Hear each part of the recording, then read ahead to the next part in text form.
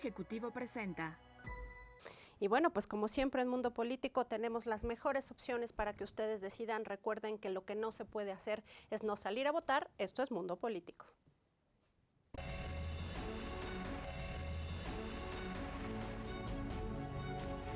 Y es un gusto que nos acompañen como siempre en Mundo Político y bueno, pues hablando de estas opciones, lo importante que es el poder legislativo, y en esta ocasión tenemos un gran invitado que nos va a platicar justamente de sus propuestas y de lo que está haciendo. Él es diputado con licencia porque justo está buscando la reelección por Tultitlán. Él es Maurilio Hernández. ¿Cómo estás, Maurilio? Muy bien, Arlene, muy bien, como tú lo dices, pues tratando de llevar a cabo nuestras propuestas del proyecto de nación que estamos encabezando aquí en el Estado de México a través del Poder Legislativo. Y Algo estoy a tus órdenes, muy a las órdenes de... importante, sin duda, Maurilio, porque pues en sus manos está el buen puerto de este país. Así que, ¿por qué no nos platicas un poco de lo que ha pasado en esta legislatura y sobre todo qué es lo que hoy por hoy estás proponiendo y por qué habría que votar por ti?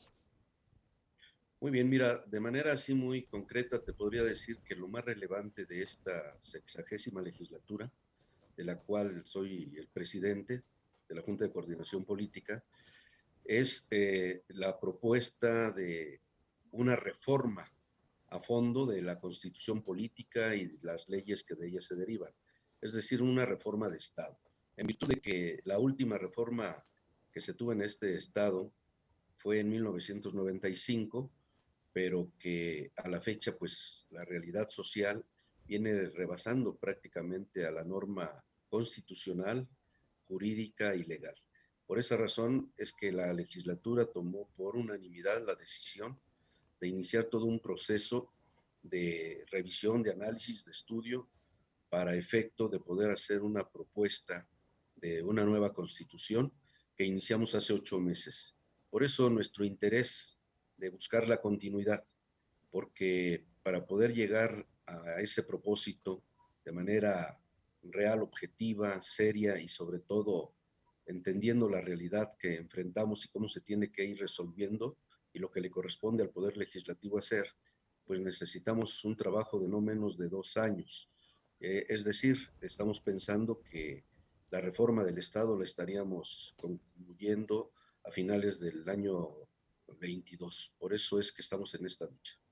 Un momento muy relevante y del cual nos gustaría que nos ampliaras más la información, porque sí es cierto que la continuidad es indispensable y que los periodos son muy cortos, pero también es cierto que hay cosas que no se han terminado de hacer. ¿Qué nos dices al respecto y cuál, si hicieras un balance de tu trabajo, porque la autocrítica es un papel indispensable, sobre todo en tu posición, qué nos dirías? ¿Cuál es ese balance que haces de lo que has hecho durante esta legislatura?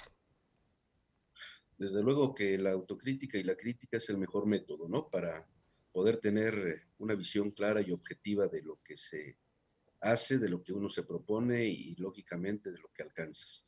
Mira, esta legislatura se ha caracterizado por dos elementos fundamentales.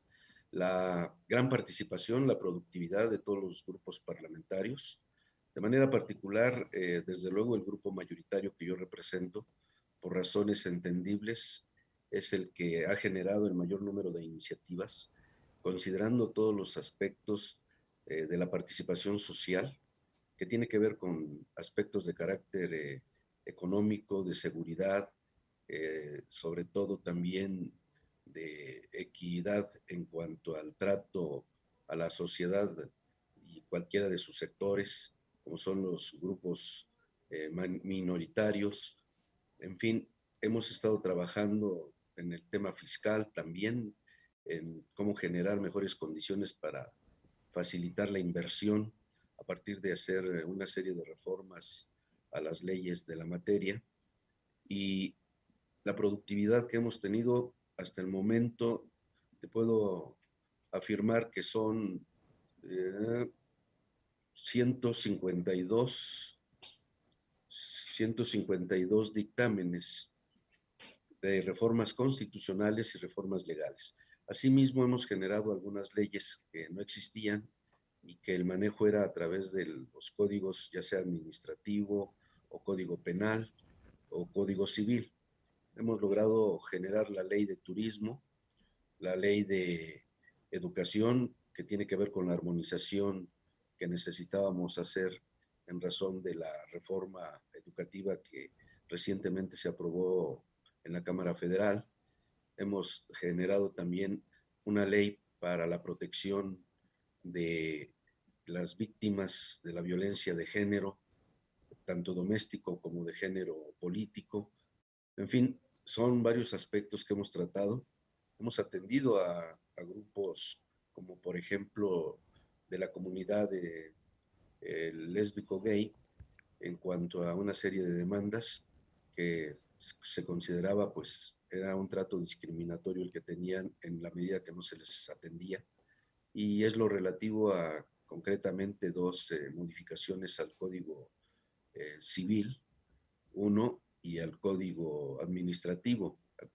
El primero es que se está penalizando la conversión obligatoria que luego se estaba ejecutando aquí en el Estado de México, es decir, cuando los padres o los adultos llevaban a sus hijos o algún menor a centros de rehabilitación, supuestamente para eh, reformar su conducta y consecuentemente sacarlos de la tendencia que los jóvenes pues ya estaban manifestando en cuanto a preferencias distintas a las de su sexo. Se hace una reforma al Código Penal en ese sentido y ya se aprobó, ya es un avance que se tiene para evitar esa violencia en contra de estos jóvenes. Hemos aprobado también ya una reforma al Código Civil que tiene que ver con eh, aceptar ya la identidad, el cambio de identidad también para esta comunidad. Es decir, quien quiere cambiar de identidad porque quiere cambiar de sexo simplemente en su documentación, en lo que tiene que ver con su identidad social y legal. Bueno, también ya está aprobado este tema, lo habremos aprobado en comisiones y el compromiso es que el 20 de julio, que es cuando iniciamos el próximo periodo, se apruebe por ya el pleno de la legislatura. Ese tipo de elementos nos parece que son también muy importantes porque estamos generando las mejores condiciones para proteger a los grupos más vulnerables. Y de manera particular también se le ha puesto mucha atención a todo el tema que tiene que ver con las mujeres, sobre todo ir atajando esa violencia de política de género, que es un asunto que pues era un rezago que se venía teniendo aquí en el Estado de México, y ha sido muy eficaz esta medida porque pone en igualdad de circunstancias en cuanto a los derechos políticos a la mujer igual que al hombre. Estos temas ayudan mucho, pero más allá de lo que tiene que ver con la violencia física, creamos aquí una comisión especial para poder atender a todas las personas que son víctimas de la violencia física desde el ámbito doméstico, en el ámbito social, y que normalmente terminan en feminicidios. Se han agudizado las penas y aparte pues también en coordinación con el Poder Judicial y el Poder Ejecutivo, estamos de alguna forma dándole seguimiento y dando respuestas a este tipo de acciones que se han venido de alguna manera con la aplicación de esta ley, pues conteniendo. Son aspectos muy demandados por la propia ciudadanía.